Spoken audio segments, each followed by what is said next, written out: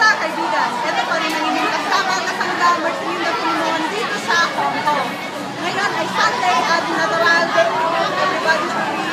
So katatapos lamang ng aming church service sa Jesus is Lord GIL One Child Run. So ito ang aming Mateo group and sisters from GIL One Child.